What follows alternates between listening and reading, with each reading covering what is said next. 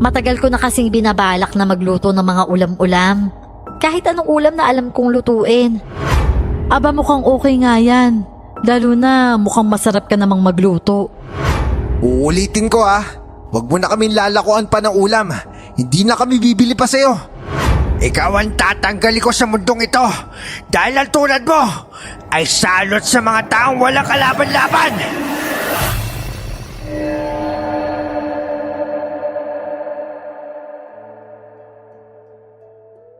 Magandang araw, Miss Clar.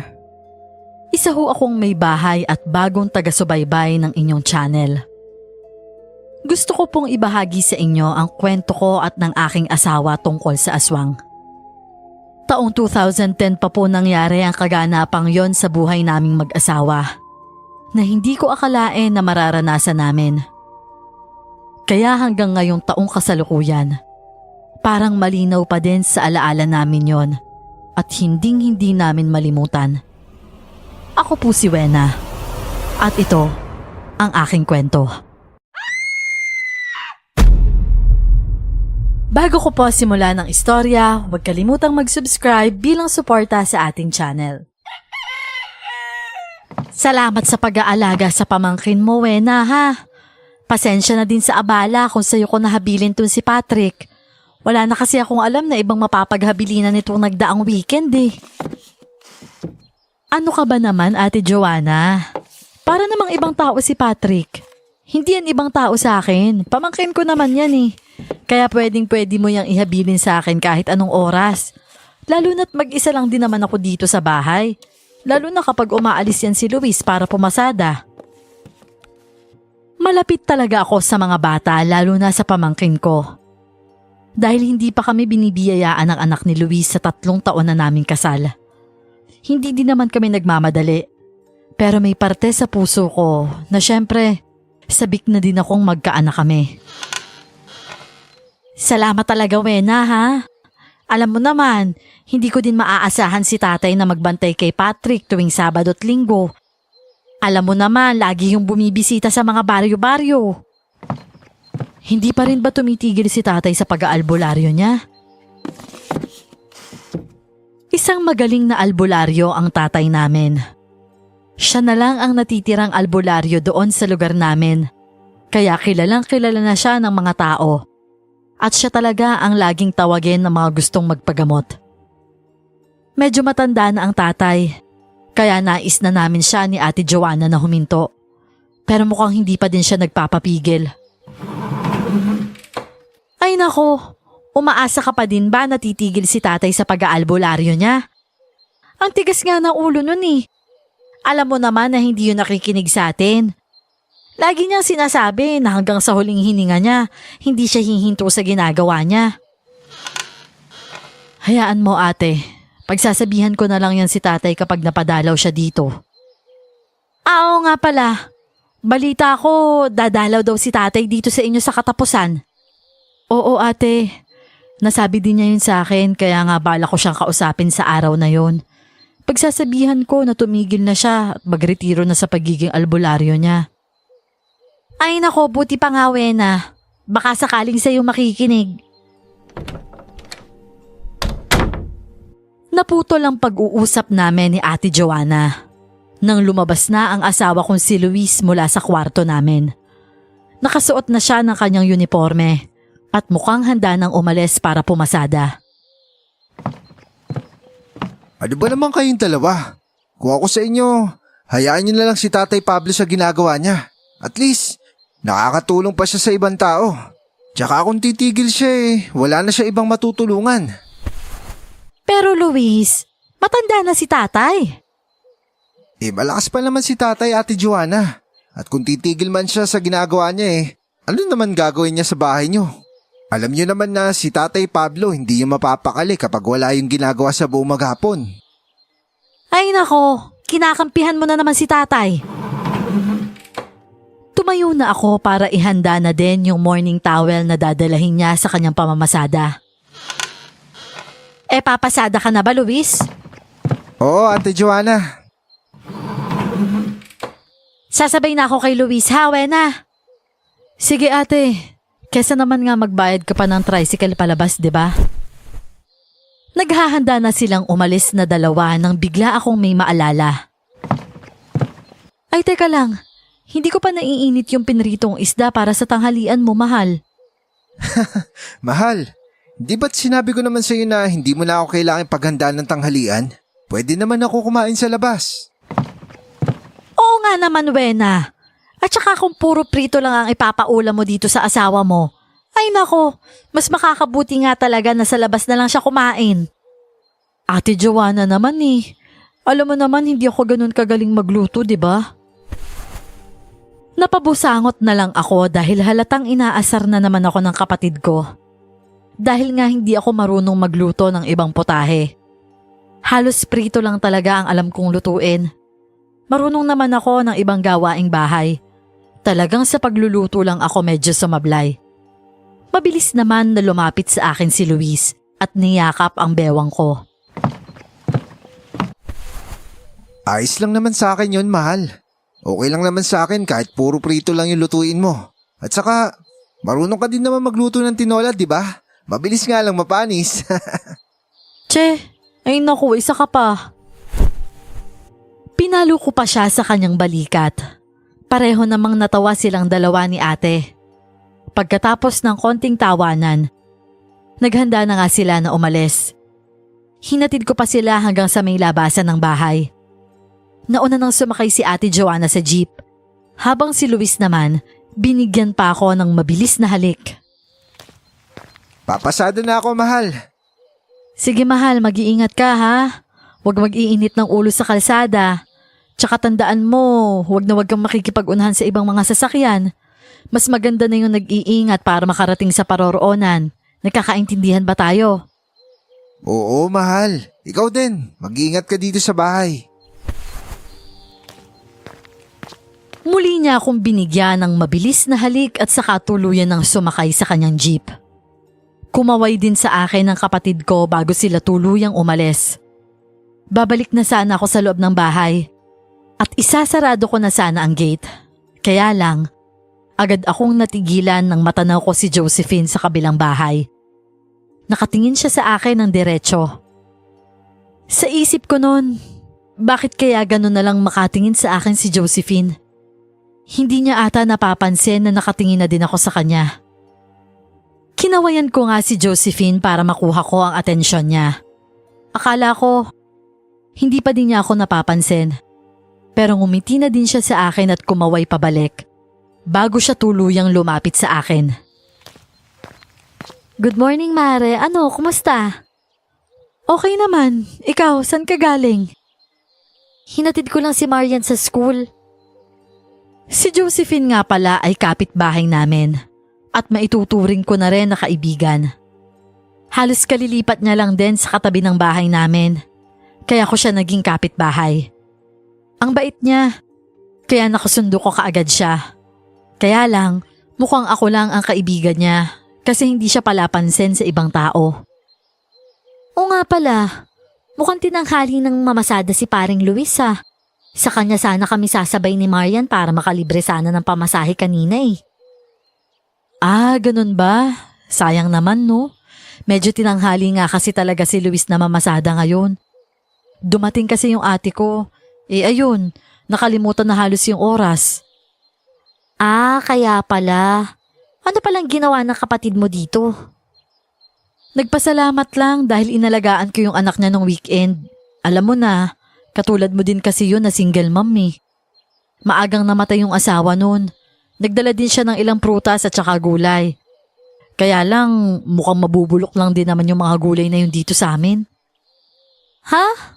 Bakit naman? Ano ka ba, Josephine? Para namang hindi mo alam na hindi ako ganun kagaling magluto.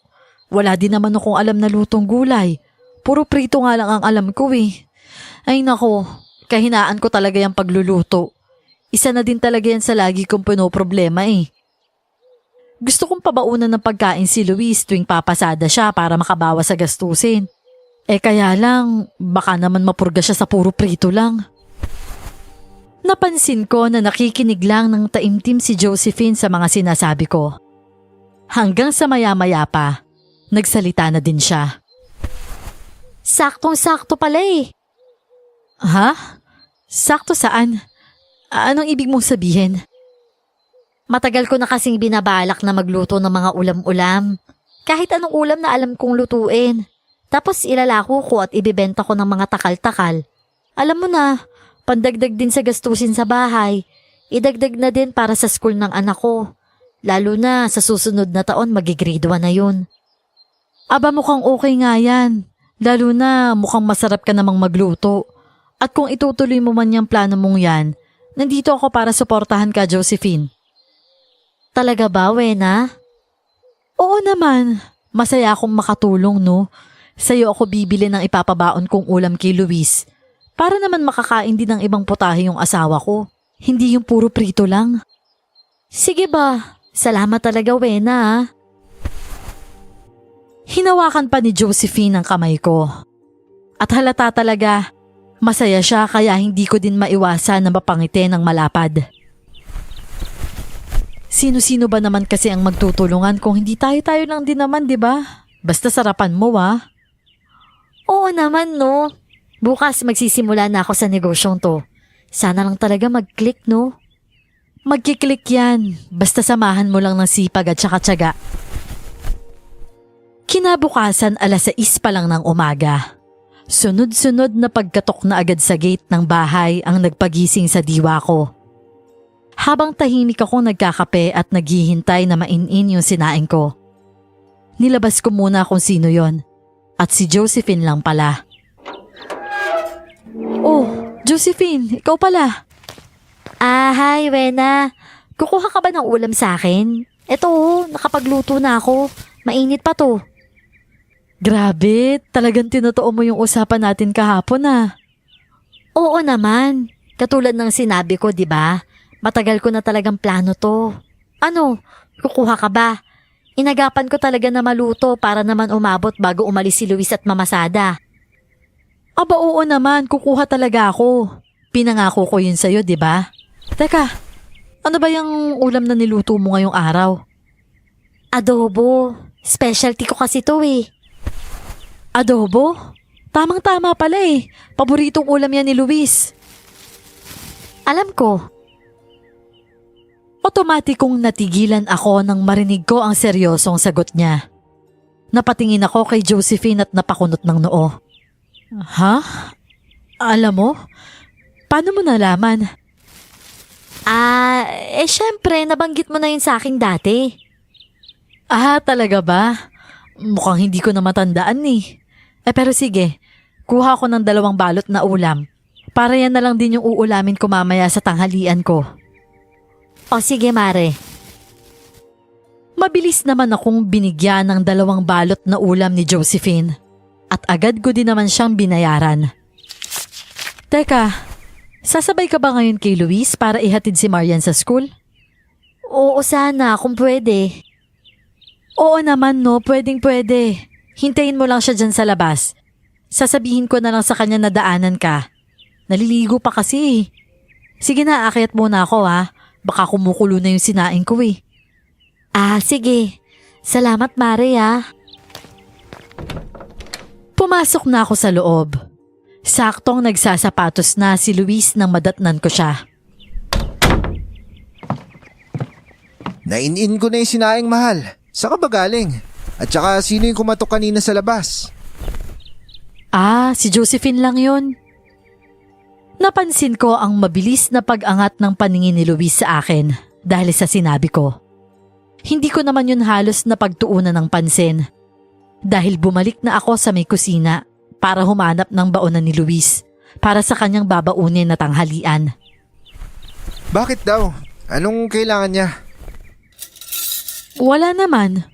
Bumili kasi ako sa kanya ng ulam. Nagluluto na kasi siya ng ganun Yung mga binabalot na ulam, tsaka niya ibinibenta. Dagdag pagkakakitaan niya din yun kasi alam mo na, nag-iisa lang siyang nagsusuporta doon sa anak niya. Kaya yun, bumili na ako sa kanya para may ipabaon din ako sa'yo. Sinabi ko naman sa'yo, mahal, di ba? Na hindi mo naman ako kailangan pabaunan ng pagkain. Ang dali lang naman kumain sa labas, tsaka marami namang karinderya sa gilid ng kalsada. Hinarap ko na si Luis para makausap siya ng masinsinan. Medyo seryoso din kasi ang tono ng pananalita niya, kaya nagseryoso na din ako. Iba pa rin kasi yung alam mo kung sino yung nagluto ng pagkain na kinakain mo, di ba? Kilala natin si Josephine, kaya siguradong malinis yung pagkakaluto niya. Tsaka isa pa, mas maganda na rin to kasi natutulungan natin siya. Hindi naman natin siya obligasyon, Wena. Alam ko naman yun. Gusto ko lang naman talagang tumulong. Alam mo, napapansin ko sa'yo. Ang init lagi ng dugo mo kay Josephine. Lagi ka na lang may nasasabi sa kanya, Luis. Isa pa, minsan napapansin ko din parang iniiwasan mo siya. Tsaka parang napipilitan ka lang nakausapin siya. May problema ka ba sa kanya? Hindi ko naman siya kailangang kausapin lagi. Hindi ko naman siya kaibigan eh. Pero kaibigan ko siya. Yun na nga yung punto ko eh. Ikaw lang yung may kaibigan sa kanya at hindi ako. Kaya hindi ko naman obligasyon na kausapin at pakisamahan siya palagi, no? Hay nako, oo na. Lagi ka na lang magsungit sa kanya. Ihahanda ko lang tong babaunin mo ha, para makaalis ka na at makapasada ka na. Narinig ko pa ang malakas na buntong hininga ni Luis. Pero hindi na siya nagsalita pa. Hindi ko naman kasi talaga alam at wala akong kaalam-alam kung bakit tila may masamang tinapay si Luis kay Josephine. Yun pala, may personal na lalim siyang pinaghuhugutan. Oo nga pala, sasabay daw sa'yo si Josephine ha. Pasabayin mo na lang kapag lalabas ka na. Ha? Pwede naman siya mag-tricycle na lang ah. Pinalo ko ng mahina ang balikat ni Luis nang marinig ko ang ibinulong niya. Ayan ka na naman eh. Sasabay lang naman yung tao. Sige na, lumakad ka na at baka maliit pa si Marian sa school. Oo na nga. Ang bait-bait mo talaga. Sa sobrang bait mo nakakainis din minsan. So, sign ako. Magpasalamat ka na lang dahil mabait ang asawa mo. Wow! Thank you ah. Narinig ko na ang pagiging pilosopo ni Luis. Kaya siguradong piko na talaga siya kaya napatawa na lang din ako. Ganun lang naman kasi talaga kami mag-asaran. Lumipas nga ang mga araw hanggang sa naging linggo na at kay Josephine na talaga ako bumibili ng ulam.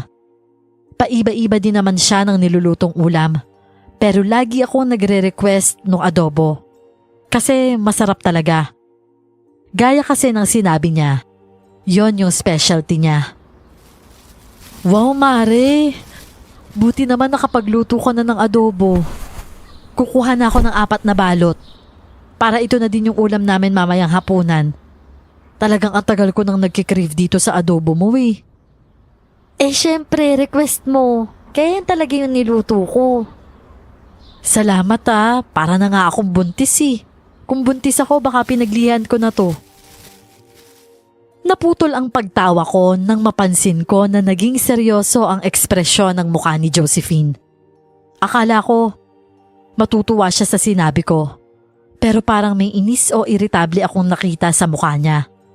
Nagtaka ako, pero bago pa man ako makapagtanong, nagsalita na siya.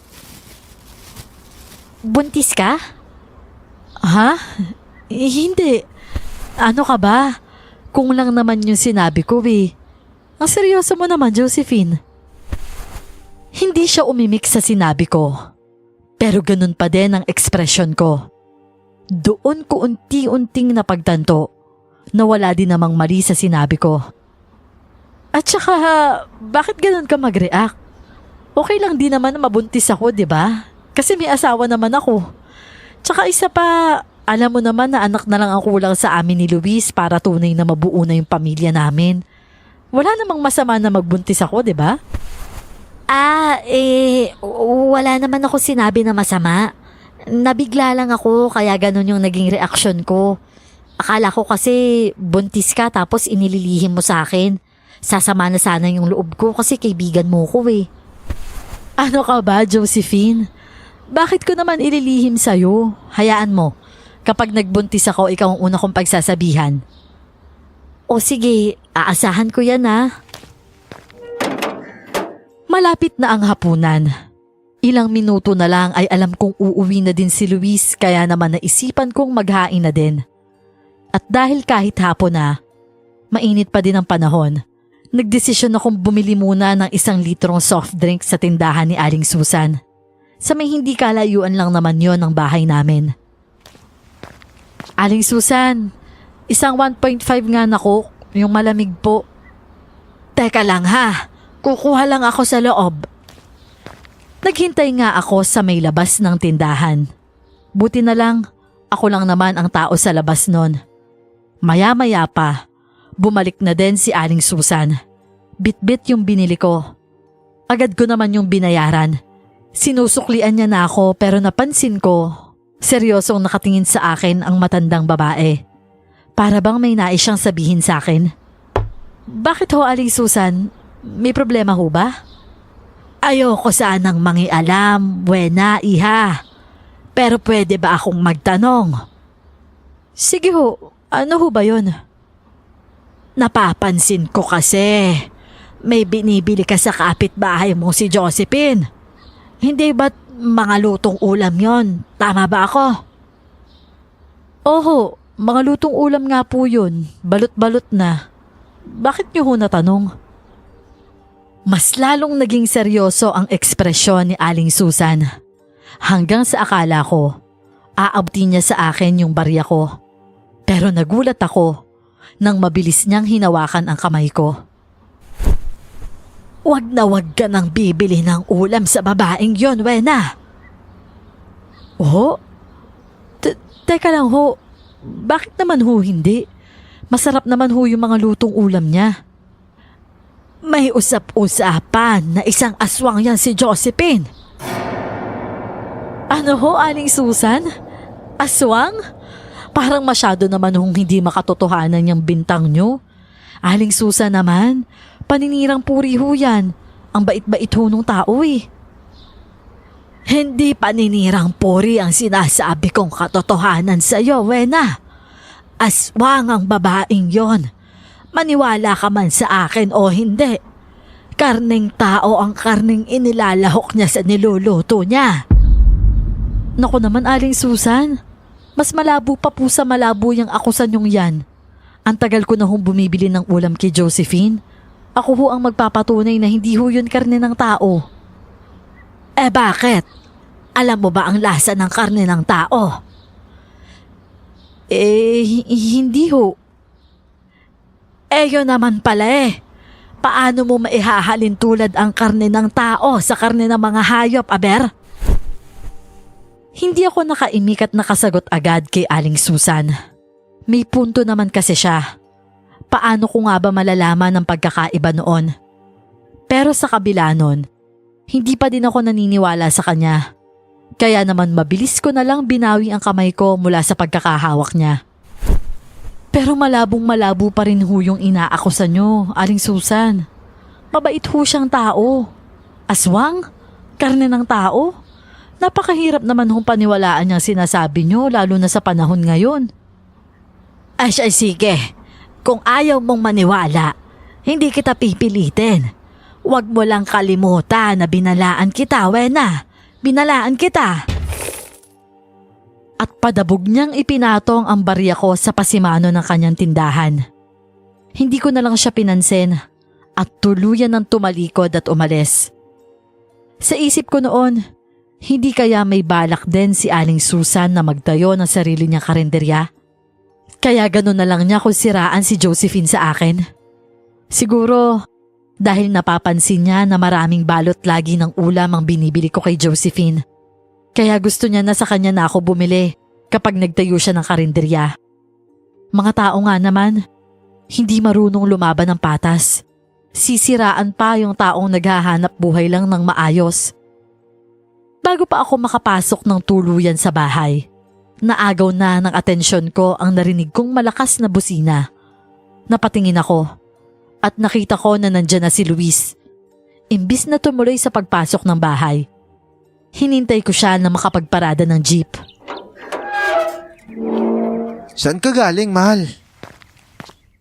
Diyan lang sa may tindahan ni Aling Susan. Bumili lang ako ng malamig na maiinom natin.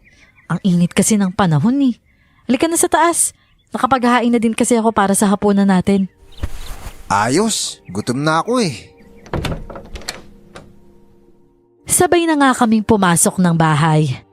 Pero pinauna ko na si Luis dahil nakalimutan ko palang isara yung gate. Bumalik ulit ako sa may gate. Pero nang isasarado ko na yung tarangkahan, natanaw ko si Josephine sa may kabilang kalsada, nakatapat ng bahay namin. Teka, si Josephine ba yun? Nakatingin na naman ba siya sa akin ng diretsyo? Siya ba yun o ibang tao? Di ko masyadong mamukaan. Ang dilim kasi. Bala ko na sanang tawagin ang pangalan ni Josephine para makumpirma ko kung siya ba talaga yung nasa madilim na bahagi ng kabilang kalsada. Pero agad na napakunot ang noo ko at medyo natigilan ako nang hindi ko na makita ang imahe doon ng isang tao sa isang pagkurap ko lang. Ha? Nasaan na yun? Saan nagpunta yun? Bakit biglang nawala? Lalabas pa sana ako ng gate para muling silipin yon ng mas maayos. Kaso nga lang, narinig ko na ang pagtawag ni Luis sa akin mula sa loob ng bahay namin. Mahal, nasan ka na? Lumalamig na yung pagkain oh. Oo, saglit lang. Papasok na ako. Mabilis ko na ngang sinarado yung gate at pumasok na ako sa loob ng bahay. Sabay na nga kaming kumain ni Luis ng hapunan. Tahimik lang kami nung una, pero hindi ko maiwasan na hindi i-open sa kanya yung sinabi ni Aling Susan sa akin. Alam mo ba, mahal? Parang napapatunayan ko na ngayon na masama talaga ugali ni Aling Susan. Ni Aling Susan? Eh di ba mabait yun? Akala ko nga din eh. Pero alam mo ba, naninirang puri siya para sa pansarili niyang kapakanan. Anong ibig mo sabihin? Sinisiraan niya sa akin si Josephine eh. Kesyo aswang daw si Josephine. Tapos karne daw ng tao yung binibili nating ulam sa kanya. Eh tingnan mo nga, halata naman na karneng baboy tong karne sa adobo niya, di ba? Pakiramdam ko nga, naninira lang yun dahil may balak siyang magtayo ng sarili niyang karinderya. Para nga naman sa kanya tayo bibili. Sinabi ko naman kasi sa'yo eh, na huwag ka nang bumili ng ulam doon. Pwede ka naman kasing magluto na lang. Mas wala pa nga akong reklamo kahit puro prito lang yung ulam natin. Huwag mo sabihin, naniniwala ka kay Aling Susan. Hindi din naman ako naniniwala no. Pero sa tingin ko, hindi masabi ni Aling Susan yun kasi wala siyang basihan. Luis, aswang daw si Josephine. Pwede ba yun? Eh di ba paninirang puri lang talaga yun?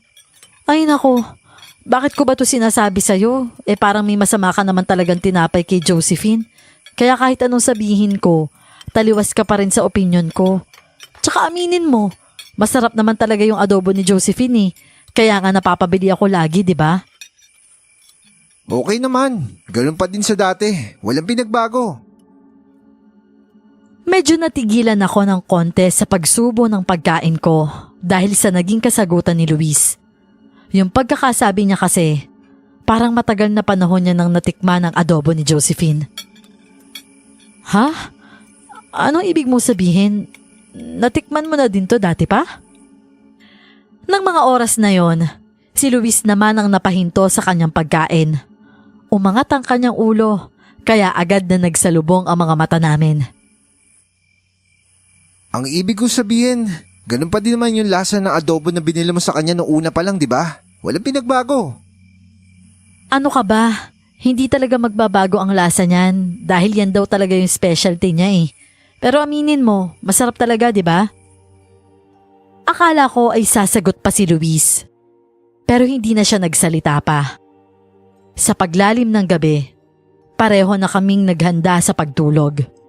Pumikit na ako noon, pero muli kong iminulat ang mga mata ko nang makita ko na bumangon muli si Luis at agad na dumagan sa akin.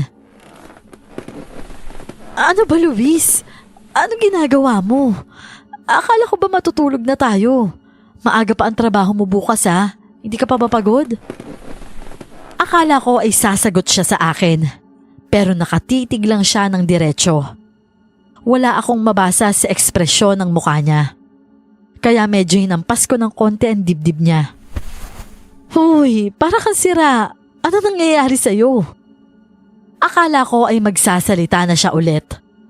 Pero inabot niya lang yung isang unan at sa hindi ko inaasahang pangyayari, bigla na lang niya yung itinabo ng madiin sa mukha ko. Agad akong nagpumiglas dahil hindi ako makahinga.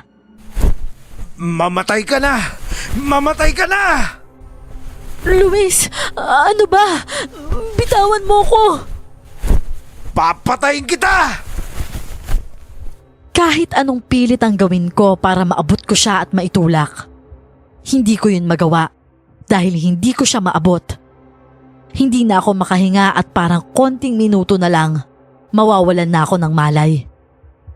Sa hindi ko inaasahang pangyayari, bigla na lang akong nagising at mabilis na napabangon mula sa pagkakahiga ko. Doon ko napagtanto, panaginip lang pala yun. Habol-habol ko ang sarili kong hininga ng mga sandaling yon. Panaginip lang pala. Hindi pa man ako nakahinga ng maayos. Napatingin agad ako kay Luis nang mabilis din siyang nagising at napabangon din habang tila hinahabol ang sarili niyang hininga. Anong nangyari, mahal? Nanaginip ako eh. Pero parang bangungot. Pakiramdam ko parang totoo eh. Ikaw din? Ako din eh. Nakakatakot din yung panaginip ko. Tinabunan mo daw ng unan yung mukha ko. At gusto mo daw akong mamatay. Ano? Ganun din yung panaginip mo? Pareho tayo. Pero sa panaginip ko, ikaw naman ang gustong patayin ako. Kaya tinabunan mo din ako ng unan. Noon lang talaga ako naka-encounter ng ganong klaseng panaginip. Sa sobrang totoo, ramdam na ramdam ko ang pagkapos ng hininga ko. Ang mas nakakagulat pa noon, pareho kami ng naging panaginip ni Luis, na pareho naming pinapatay ang isa't isa. Nakakakilabot talaga. Tingin ko, kulang lang tayo sa dasal, mahal. Magdasal tayo ng sabay. Sige, mahal. Hindi na ako pinatulog pa ng maayos ng panaginip na yon. Habang si Luis naman, dahil alam niyang panaginip lang yon, kaya hindi niya na yon pinagtuunan pa ng pansin at natulog na ulit. Kinabukasan, maaga akong nagising. Lumabas na muna ako ng bahay. Maya-maya magrarasyon na yun si Josephine. Kailangan maunahan ko siya para hindi niya na kailangan kumatok pa. Baka marinig na naman ni Luis eh. At least, kapag nakabili na ako, wala na siyang magagawa kundi kainin yung bibilihin kong ulam. Nang matanaw ko na nga ang pares ng paa sa harapan ng gate namin, doon ko na yon mabilis na binuksan. Nagulat pa nga siya sa biglaang pagsulpot ko. Kanina ka pa dyan? Hinihintay mo ba ako, Mare? Oo, parang gano'n na nga. Anong luto mong ulam ngayon? Kalderetang baboy. Mukhang masarap yan ah. Siyempre naman, kailan ba ako nagluto ng hindi masarap? Sige, kukuha ako, Mare. Pabili ako ng 2 balot.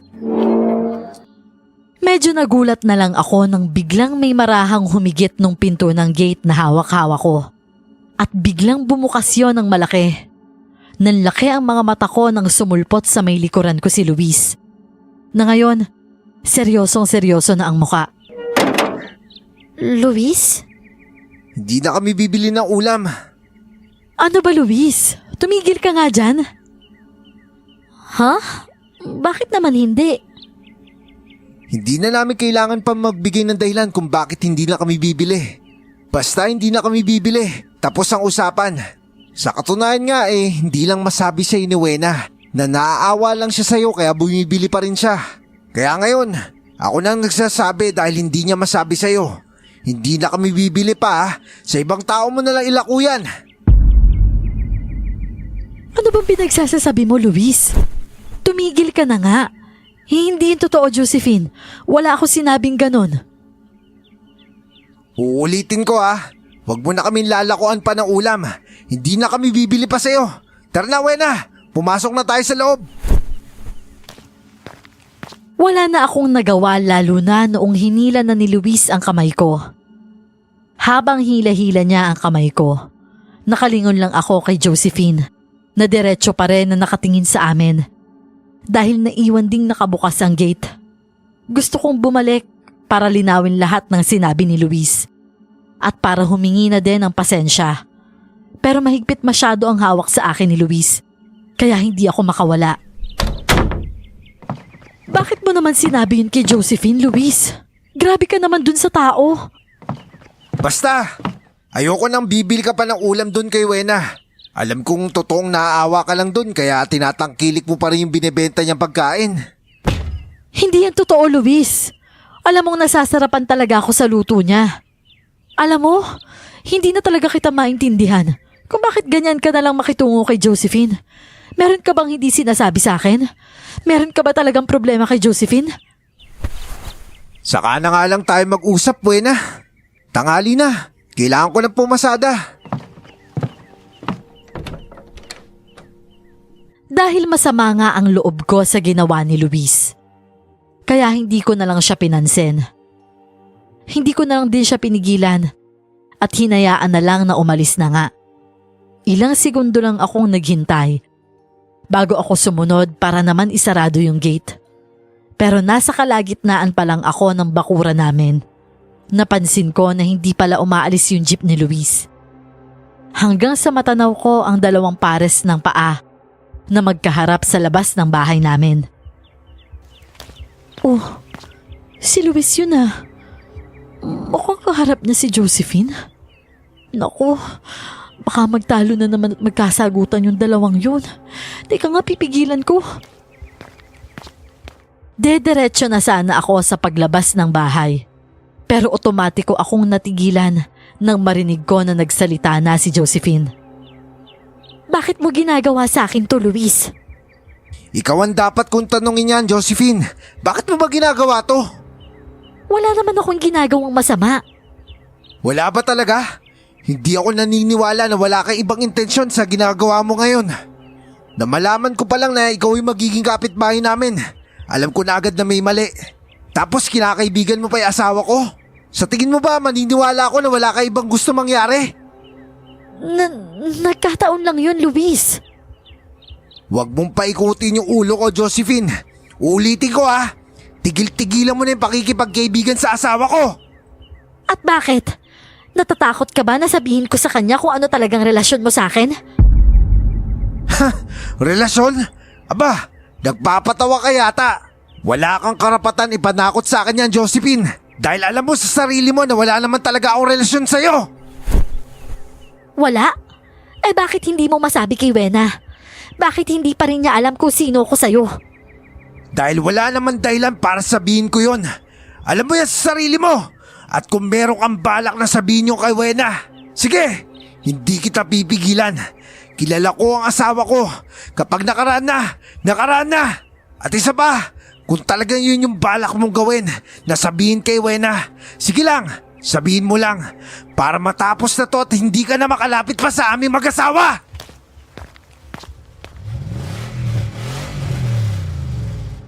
Ang sunod ko na lang narinig, yung mabibigat na yabag ni Luis at ang pagpapaandar ng kanyang jeep. Naiwan naman ako sa pwesto ko na nakatulala pa din dahil sa lahat ng narinig ko.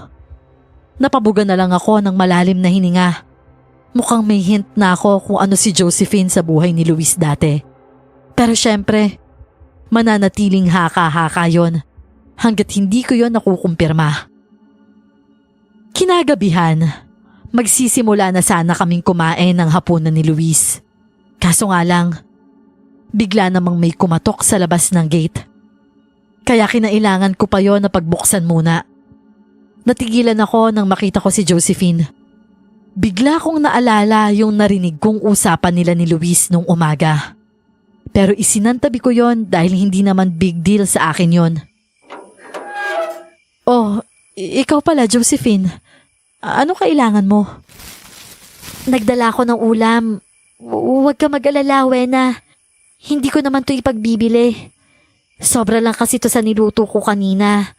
Hindi ko masyadong naubos yung luto ko eh. Kaya ibibigay ko na lang sana sa inyo.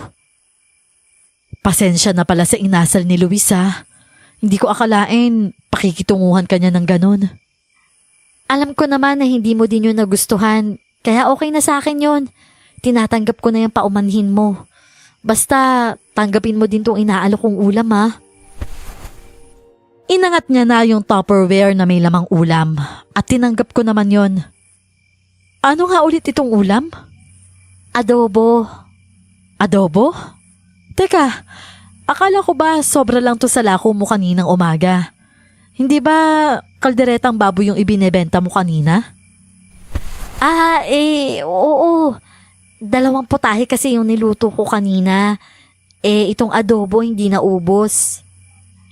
Ganun ba? Oo nga pala, sabayan mo na kaming kumain ni Luis. Tawagin mo si Marian at dito na kayo kumain sa bahay. Nabigla ako sa ginawa kong pag-aaya. Akala ko kasi hindi papayag si Josephine dahil nga kay Luis. Pero nagulat na lang ako nang sumang-ayon siya. Kakatapos lang kumain ni Marian eh. Ngayon, busy siya nanonood ng TV. Ako yung hindi pa kumakain ng hapunan. Kaya sige, kung hindi man nakakahiya, sasabay na ako sa inyo. Sige, pasok ka. Gusto ko sanang bawiin yung pag-aaya na ginawa ko. Pero napilitan na lang din akong sang-ayunan yon. Pagpasok sa bahay, inaasahan ko na din ang pangungunot ng noo ni Luis. Niyaya ko nga pala si Josephine na dito na kumain ng hapunan. Nagbigay kasi siya ng ulam eh. Nabigla na lang ako nang mabilis na tumayo si Luis sa pagkakaupo niya sa lamesa. Kayo na lang kumain. Mamaya na ako kakain. Teka Luis, ano ka ba naman? Pinag-usapan na natin to, Wena. Pumayag na ako na makisabay na hapunan sa inyo. Kasi baka huling beses na din naman to eh. Mabilis kong binalingan ng tingin si Josephine dahil sa sinabi niya. Medyo nakayuko siya ng konti. Anong ibig mong sabihin, Josephine? Bala ko na kasing lumipat na ng bahay. Baka bumalik na kami ng anak ko sa probinsya sa susunod na buwan. Kaya kung pwede lang sana, sa huling pagkakataon, makasabay ko kayo na maghapunan. Hindi ko alam kung malulungkot ba ako sa narinig ko. Pero halo-halo na yung nararamdaman ko. Nangingibabaw lang talaga yung lungkot at panghihinayang dahil tinuring ko naman talaga siya na tunay na kaibigan. Bah, matagal pa pala yung alis mo. Akala ko bukas na eh. Ano ba, Luis? Umupo ka na dyan at kumain na tayo ng sabay-sabay. Hindi naman siguro kabawasan sa'yo yon. Kakain lang naman tayo eh. Sige na, Josephine. Maupo ka na. Kukuha lang ako ng pinggan mo tsaka isasalin ko na din tong ulam na dinala mo. Sige, salamat Wena ah. Sa huli ay walang imik na umupo na din si Luis sa hapagkainan. Tahimik na kaming kumaing 3 ng sabay-sabay ng hapunan na yon. Pagkatapos, nagpaalam na din siya na umuwi. Alam ko sa sarili ko na wala naman kaming pagtatalo ni Luis na hindi na pag-uusapan o hindi namin na iboboses sa isa't isa. Kaya sobra akong nagtaka sa mga dumaan na araw kung bakit nakakaramdam ako ng ibang galit kay Luis sa tuwing nakikita ko siya. Iba yung nararamdaman ko talaga sa hindi ko maipaliwanag na dahilan. At pakiramdam ko, ganun din ang nararamdaman niya sa akin. Ano ba, Luis? Ganyan ka na lang ba palagi, ha? Lagi ka na lang tanghali ng gumising. Ako na lang laging nag-aasikaso ng pagkain mo. Napakabatugan mo. Hindi ko maipaliwanag kung bakit nag-iba bigla ang mood at mindset ko noon. Samantalang lagi naman talaga na ganong oras ang gising ni Luis. At wala naman akong problema doon dati.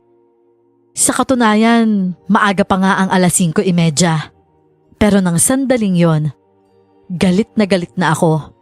Dahil pakiramdam ko tanghali na yon. Wala din namang problema dati na ako lagi ang nagluluto ng almusal namin. Pero bigla siyang naging malaking issue para sa akin. Ano ka ba? Kaaga-aga binubungangaan mo ko.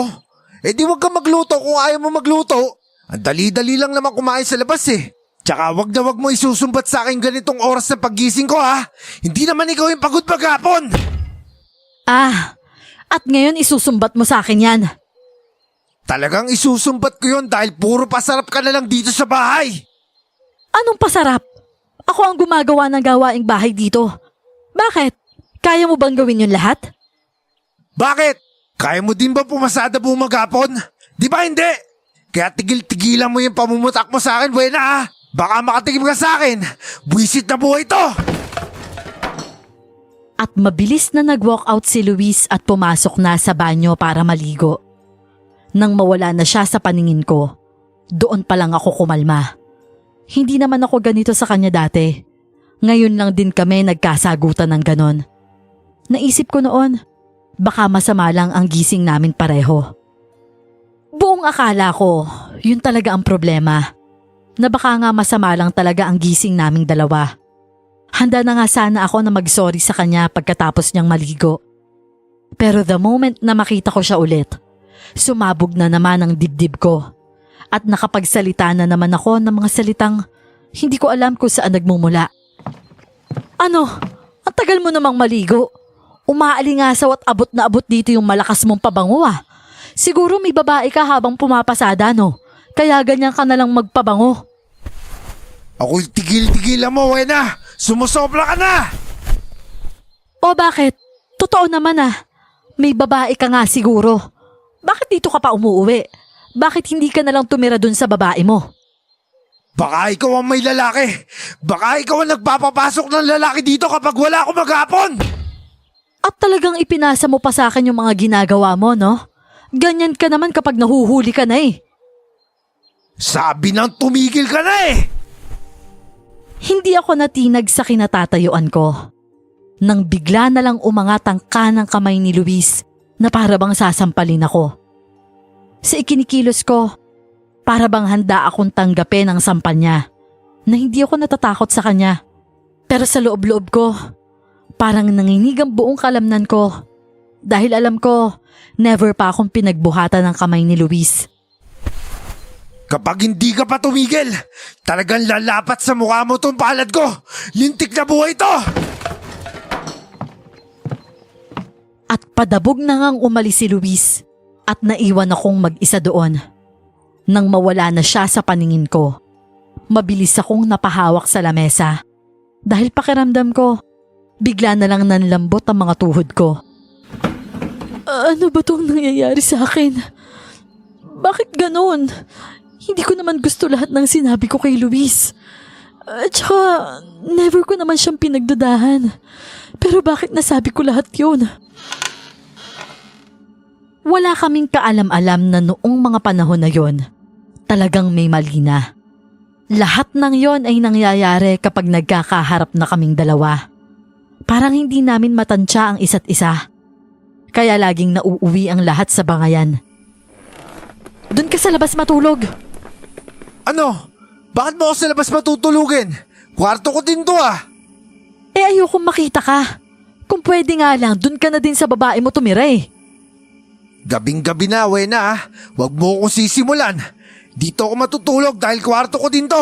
Tapos ang usapan. Mabilis siyang humiga sa pwesto niya sa kama. Habang ako naman, nanatili pa rin na nakatayo sa pwesto ko. Sa loob-loob ko, kapag nakikita ko siya ay talagang iba ang kulo ng dugo ko. Parang gusto ko siyang saktan sa hindi ko malaman na dahilan. Bilisan mo na. Patay mo na yung ilaw. Tatayo ka lang ba dyan? Buena, pagod ako maghapon. Gusto ko magpahinga. Pagod ka kasi sa babae mo. Babae na naman. Tigil-tigilan mo ako ha. Makakatikim ka talaga sa akin. Agad na nga siyang tumalikod at isiniksik na ang kanyang katawan sa pinakadulo ng kama. Padabog ko na ngang pinatay yung ilaw at tinalikuran din siya sa pagtulog. Bukod sa hindi maipaliwanag na init ng ulo namin sa isa't isa, isa pang hindi namin maipaliwanag na pangyayari ay noong nakaramdam na lang kami bigla ng sobrang init na pakiramdam sa kalagitnaan ng gabi. At nagising kami kinabukasan na puro kalmot na ang aming katawan. Kahit hindi ko alam kung sino gumawa noon, bigla na lang uminit ang ulo ko kay Luis. Talagang nagagawa mo na ako saktan ngayon, ha? Tingnan mo yung katawan ko. Puro kalmot na. Siguro ginawa mo to habang tulog ako, no? Kung ganyan lang iniisip mo, ibig sabihin dapat din kita magbintangan dahil puno din ng kalmot yung katawan ko. Hindi ako ang gumawa niyan. Pwes, hindi din akong gumawa niyan. Eh, sinong gagawa nito? Ewan ko, parehas tayong tulog, di ba? Magsasalita pa lang sana ako, pero mabilis na siyang bumangon at lumabas ng kwarto namin. Sa galit ko ay mabilis ko siyang sinundan. Umamin ka na, Luis! Sinasaktan mo na ako ngayon, no? At ibinato ko sa kanya ang throw pillow na inabot ko sa may sofa. Natamaan siya sa may ulo niya, kaya galit na galit siyang tumingin sa akin. Sumusobra ka na, ha? Talagang pinupuno mo ko. Eh di mapuno ka, wala akong pakialam. Muli akong kumuha ng unan at saka binato yon muli sa kanya. Mas makapal yung throw pillow na naibato ko ngayon at tumama yun mismo sa mukha niya. Kaya naman mas dumoble yung galit niya. Pansin na pansin ko din ang pamumula ng mukha niya. Lintik na! Talagang nananakit ka na ngayon, ha? Makakatikim ka na talaga sa akin! Nabigla ako nang mabilis niyang inabot yung monoblock na upuan at ihahampas sana sa akin. Pero mabilis kaming natauhan pareho nang isang malakas na sigaw ang narinig namin ni Luis. Luis! Ibaba mo yan! Natigilan talaga ako nang makita ko si tatay. Hindi ko kasi inaasahan at nawala talaga sa isip ko ang pagdalaw niya. Naabutan niya tuloy kami ni Luis sa ganong sitwasyon. Pero sa pagkakataong yon, kahit na nasa harapan ko si tatay, hindi pa din napawi noon yung galit ko kay Luis. Tatay? Tay Pablo, ano ba nangyayari sa inyong dalawa, ha? Bakit nagkakapisikalan na kayo? Sa baba pa lang dinig na dinig ko na yung pagtatalo nyo. Si tatay na mismo ang nagtanggal ng upuan sa pagkakahawak ni Luis. At pagkatapos noon ay sa akin naman siya tumingin. Ikaw, sumagot ka, Wena. Anong nangyayari sa inyong dalawa? Yan kasing si Luis eh. Siya ang nag-umpisa, tay. Siya lang ang dapat sisihin dito. Galit na galit pa din ako. Pakiramdam ko, sasabog na talaga ang dibdib ko sa sobrang galit. Parang gusto kong magwala. Parang gusto kong sugurin si Luis. Ano ba, Wena? Umayos ka nga! Ikaw ang unang nanakit sa akin. Tingnan mo nga itong mga kalmot sa katawan ko. Ako pang sisisiin mo ngayon? Samantalang ikaw yung unang nanakit sa akin? Eh sinabi ko lang hindi ako may gawa niyan eh. Kalmot? Ano kalmot yung tinutukoy nyo? Patingin nga! Nabigla na lang ako nang mabilis na hinawakan ni tatay ang braso ko. Pero ang mas ikinagulat ko ay ang kakaibang init na naramdaman ko. At tila ba napaso ako sa pagkakahawak ni tatay, kaya mabilis kong binawi sa kanya ang braso ko. Aray, tay! Aray ko ang sakit! Anong masakit? Napaso ako, tay! Ang init ng kamay mo! Para ko napapaso! Ay sus Mariosep, sinabi ko na nga ba eh. Papasok pa lang ako ng bahay nyo. Alam ko na agad na may mali sa inyo. Ano hong maling tinutukoy nyo, Tay Pablo? Hoy! Huwag mong matawag-tawag na tatay ang tatay ko. Wala kang karapatan. Wena, ano ba? Tumigil ka na nga. Para kayong hayop na nagbabangayan sa isa't isa. Hindi naman kayo ganito dati ah. Pareho kayong masyadong mabangis. Hindi na to normal ah. Ano bang pinagsasasabi nyo dyan, tay? Maghiwalay na kayong dalawa. Ikaw ay na, pumasok ka na sa silid nyo. Ikaw naman Luis, dito ka lang. Hintayin nyo ako at maglalaga lang ako nitong mga dahon na ipapainom ko sa inyo. Ano? Ano ba nangyayari, tay? Basta, maghiwalay muna kayong dalawa. Hindi nyo dapat makita ang isa't isa. Pumasok ka na sa loob ng silid nyo. Wala na akong nagawa pa kung hindi ang sumunod kay tatay. Pumasok nga ako sa loob ng kwarto namin. Habang naiwan naman si Luis sa labas. Katulad ng dati, nang mawala na naman si Luis sa paningin ko, parang kumalma na naman ang nagwawala akong dibdib. Bakit ba hindi ko mapigilan yung galit at inis ko kay Luis kapag nakakaharap ko siya? Pero kapag wala naman siya sa paningin ko, parang gustong gusto ko nang humingi sa kanya ng sorry. Pero kapag gagawin ko na, at kapag nakakaharap ko na siya ulit, doon na naman bumabalik yung inis at galit ko. Nakakalito na. Halos kalahating oras din akong naghintay sa loob ng kwarto namin. Hanggang sa narinig ko na din ang pagtawag ni tatay sa akin, kaya naman lumabas na ako. Yung pagiging kalmado ng dugo ko, bigla na namang kumulo ng matanaw ko si Luis. Wala na namang pinanggagalingan yung galit ko, pero nagsimula na naman akong magsalita. Anong inuupo-upo mo dyan? Wala ka bang balak na pumasada? Ano na lang kakainin natin? Tumigil ka na. Inumin mo na to, sige na. Ano ba to, tatay? Pinakuluan ko yung halaman na yan. Epektibong pangontra yung gaw. Tsaka, huwag na maraming tanong at ubusin mo na yan. Ikaw din, Luis. Inumin mo na yan. Kahit alam kong hindi maganda ang lasa nun, ininom ko pa rin yon. Buti na lang at isang puno lang yon sa maliit na tasa. At maligamgam na din kaya nainom ko yon ng tuloy-tuloy. Pagkainom ko, bumalik muli ang pagiging kalmado ko. At kahit nakikita ko na si Luis, wala na din akong maramdaman pa na inis. Parang ganun din ang nararamdaman ni Luis, kaya nagawa na rin niya akong yakapin. Akala ko, ako lang ang nakaramdam noon. Pero ganun din pala ang nararamdaman ni Luis. Hindi din naman daw niya gustong gawin at sabihin sa akin yon, pero nasasabi niya. Mahal, pasensya na sa mga nasabi ko sa iyo ha. Maniwala ka, hindi ko yun gusto. Pasensya na din sa mga sinabi kong mahal ha. Hindi ko din naman ginusto yun. Hindi ko din maintindihan yung sarili ko kung bakit gano'n na lang yung inasta ko sa'yo. Basta sa tuwing nakikita kita, pakiramdam ko kumukulo yung dugo ko sa'yo. Parehas tayo ng nararamdaman, mahal. Maupo nga kayong dalawa dito. Mag-usap tayo ng masinsinan. Sumunod naman kami sa sinabi ni tatay. Umupo kami sa hapagkainan habang kaharap siya. Tay, ano ho bang nangyari sa amin ni Luis? Bakit gano'n na lang ho kaming magbangayan? Ang init-init ho pareho ng ulo namin sa isa't isa. Kahit wala namang pinagmumulan yung inis na yun. Alam kong mahirap paniwalaan ang sasabihin ko. Pero nayanggaw kayo. Yanggaw? Ano ho yun, Tay Pablo?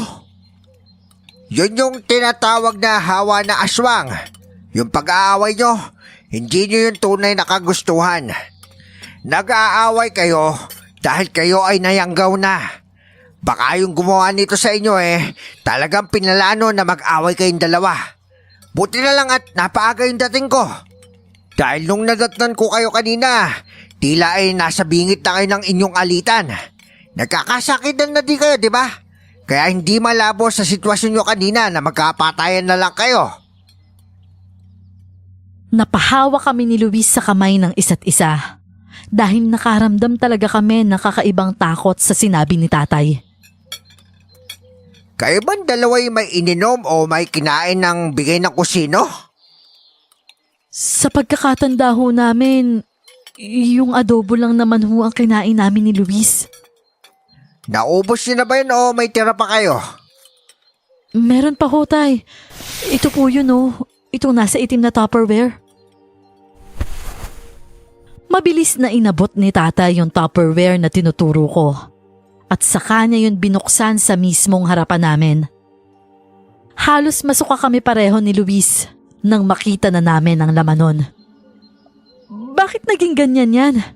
Dahil ba halos 2 araw na yung nakalipas? Bakit puno ng uod yan? Nakakasuka.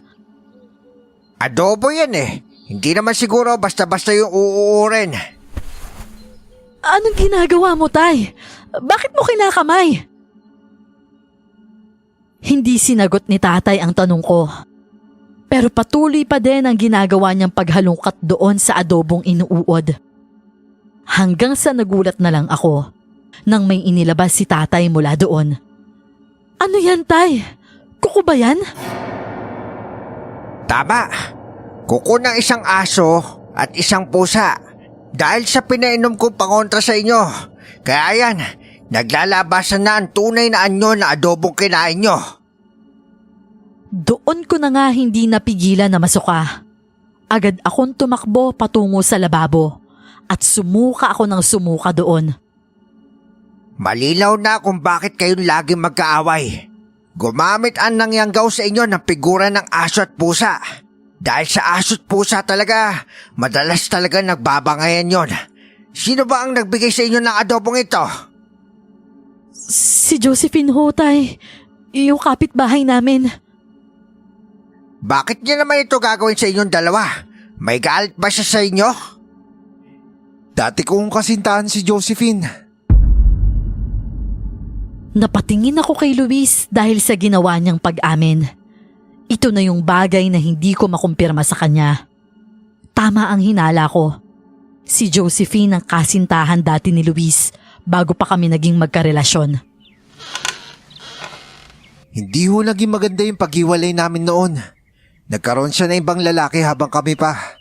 Pero sinabi niya na natukso lang siya at ako pa din yung mahal niya. Pero hindi ko na siya tinanggap pa muli. Ayun, nabalitaan ko na lang na nabuntis siya ng lalaking yun.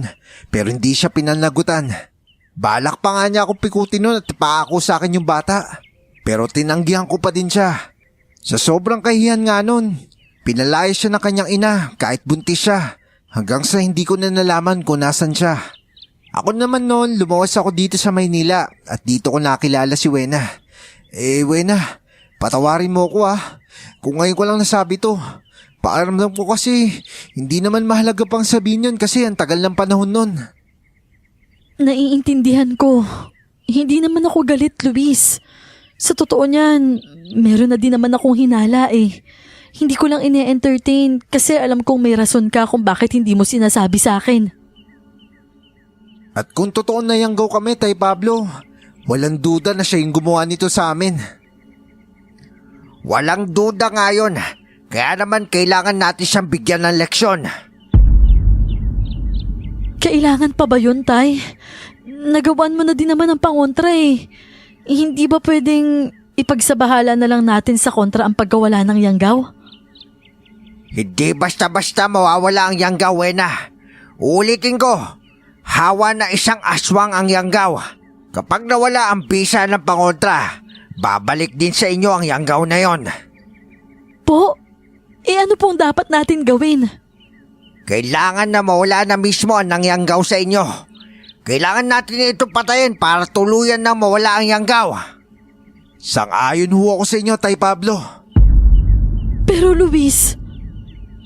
Wena, kaligtasan natin dalawa ang tukulin ko. Hindi mo tunay na kaibigan si Josephine. Kung kaibigan talaga turing niya sa'yo, hindi ka niya yayang gawin ng ganon. Kaya kailangan na natin tuwakasan. Tama ang asawa mo, Wena. Kaya naman, Luis, kailangan mo kunin ang ipapakuha ko sa'yo. Ibabalik natin ang kamatayan ng yanggaw kay Josephine pagkagat ng dilim. Sige ho, Tay Pablo. Sumapit ang gabi. Puno ang dibdib ko ng kaba. Habang nasa gitna si tatay ng nakapalibot na mga kandilang nakasinde. Habang may palayok na umuusok sa kanyang harapan. Buksan mo ang bintana, Luis. Sigurado ako susugod sa dito kapag naramdaman niya ang pamimigat at pagkirot ng kanyang katawan. Kailangan natin siya makaharap para masabuyan siya ng asin na may dinasalan kong abo. Sige ho, Tay. Binuksan na nga ni Luis yung bintana na pinakamalaki sa lahat. Na halos nakatutok na mismo sa bahay ni Josephine. Pagkatapos noon ay bumalik na din si Luis sa tabi ko. Kaya mabilis kong hinawakan ang braso niya ng mahigpit. Natatakot ako, Luis. Huwag kang mag-alala, mahal. Nandito kami ni Tay Pablo. Sisimulan ko na ang pagpapahirap sa katawan ng nangyanggaw. Maging alerto kayo. Hawakan niyo mabuti ang asin. Kung sakali makaalpas siya sa dasal ko at sugurin kayo, sabuyan nyo lang siya ng asin. May mga dasal na ibinubulong si tatay na hindi namin maintindihan. Pero maya-maya lang, isang nakakatakot na sigaw ang bigla na lang naming narinig. Sigaw yon mula sa kabilang bahay. Si Josephine na yun! Ang sigaw niya ay parang umaalulong na mabangis na aso. Hanggang sa maya-maya pa. Ako naman ang napasigaw nang bigla na lang sumampa ang nakakatakot na figura sa pasimano ng bintana. Isa nga siyang aswang! Tigilan niyo ang ginagawa niyo sa akin! Pabagsak siyang pumasok sa loob mismo ng bahay namin. At gumagapang siya na parang hindi niya mailakad ng maayos ang kanyang mga paa. Namimilipit siya sa sakit. Ikaw ang nagsimula nito, Iha. Tanggapin mo ang kaparusahan ng paggamit ang iyong kakainan ng pagyagaw sa maling paraan. Tama na! Tama na ho! Damhin mo ang pamimilipit ng iyong kalamnan. Nakakatakot lalo ang itsura ni Josephine. Habang halos magpagulong-gulong siya sa sahig dahil sa sobrang sakit ng nararamdaman niya. Tumutulo din ang malapot niyang laway at ang kanyang mga mahahabang kuko tila naninigas. Hindi pa nangangalahati ang pagpapahirap na ginagawa ko sa iyo. Walang kapatawaran ang ginawa mo sa aking anak at sa manugang ko. Kung hindi ko naunaan ang pagyanggaw na ginawa mo, sigurado magkakapatayan na sila. Dahil akin lang si Luis! Akin lang siya! Ano? Hindi sa'yo si Luis, Josephine. Asawa ko siya. Matagal ko na siyang asawa. Ikaw ang nanakit noon kay Luis, kaya wala kang karapatan na bumalik sa buhay niya ngayon. Dapat matagal na kitang pinatay, Wena. Dapat una pa lang. Ikaw sana ang kinain ko para nawala ka na sa landas namin ni Luis. Sana noong may pagkakataon ako nakainin ka na ng buhay. Dapat ginawa ko na. Walang iya ka, Josephine. Tinuring kitang kaibigan. Pwes ako, hindi. Simula't simula, pagkawala mo lang ang tanging gusto kong mangyari. Muli na namang napaungol ng malakas si Josephine dahil parang mas dumoble ang sakit na nararamdaman niya. Ikaw ang tatanggali ko sa mundong ito dahil ang tulad mo ay salot sa mga taong walang kalaban-laban. Papatayin ko kayo bago niyo ako mapatay. Mabilis akong itinago ni Luis sa likuran niya nang biglang magpumilit si Josephine na makatayo. Tigilan mo na kami, Josephine! Isa ka aswang! Nararapat ka lang mawala sa mundong ito! Ang init! Ang init! Tama na! Tama na! Muling dinamdam ni Josephine ang sakit dahil sa pagsaboy ni Luis ng asin sa katawan nito na nagsanhi naman ng usok na may kakaibang amoy. Ako nang hahatol sa isang halimaw na kagaya mo. Ngayon, wawakasan ko na ang buhay mo! Naglilikha ng parang pumipitik na mantika ang katawan ni Josephine. Nang magsimula na si tatay na sabuyan si Josephine ng asin na may halong binasbasang abo. Para na itong bulate na binudbura ng asin. Nakakatakot ang itsura niya. Lalo na at tila naglalagas ang balat niya. Aray! Aray ko! Tama na! Tama na! Ito na ang wakas ng kasamaan mo, Josephine! Pinipilit niya pa ring humakbang papalapit sa akin. Kahit na nahihirapan na siya. Para siyang natutunaw na kandila sa itsura niya ngayon. Mamamatay ka na, Wena! Mamamatay ka na! Hindi ako mamamatay kundi ikaw. Tigilan mo na kaming mag-asawa. Mabilis akong dumakot ng asin sa garapon na hawak-hawak ni Luis. At mabilis ko yung isinaboy sa mukha niya. Muli na naman siyang nagwala na parang mabangis na hayop. Hanggang sa mapahiga na siya muli sa sahig. Agad din namang isinaboy na din ni tatay ang natitirang asin na may abo. At sa isang iglap lang, pumanaw na din si Josephine. Bigla na lang akong napaiyak sa bisig ni Luis. Huwag ka na umiyak, mahal. Tapos na ang lahat. Tapos na. Wala na siya. Hindi niya na tayo kailanman magagambala pa. Tuluyan na din wala ang yanggaw nyo. Salamat sa iyo, Tay. Dahil sa pagpanaw ni Josephine, bukas palad naming inampon ang anak ni Josephine na si Marian. Nagkasundo kami ni Luis na palalakahin naming mabuting bata si Marian at ibibigay ang pagmamahal ng isang ina at ama. Nakipag-ayos na din ako kay Aling Susan at humingi ako ng pasensya sa babala niya na hindi ko pinaniwalaan. Ngayon ay maayos na ang buhay namin ni Luis, Miss Clar.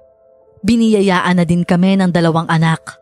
Kasama na din si Marian na itinuturing na din naming amin.